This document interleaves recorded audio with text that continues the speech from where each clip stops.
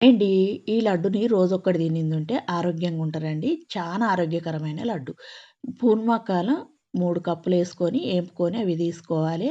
అట్లనే మనం అనసగింజలతో ఒక కప్పేసుకొని అవిటిని ఏంపుకొని తీసుకోవాలి.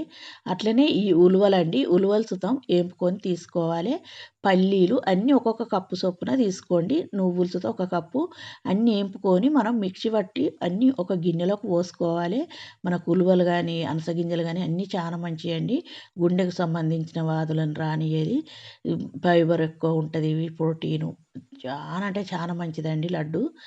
ఇప్పుడు మనం ఒక 2 కప్పుల బెల్లం తీసుకొని, ఒక ముప్పావు కప్పు వాటరేసి, బెల్లం కొంచెం చిక్కయ్యేదాకా ఆనకం పట్టుకొని, దాన్ని మనం పిండిలో ఇంతకుముందు పిండిలో యేసుకొని అంతా కలిపి లడ్డూలాగా చేసుకునుడే. చానా అంటే చానా రుచిగా ఉంటాయి. ఆరోగ్యానికి చాలా మంచివి కాబట్టి తప్పక ట్రై చేయండి. నచ్చిందంటే లైక్ చేయండి, షేర్ చేయండి, సబ్స్క్రైబ్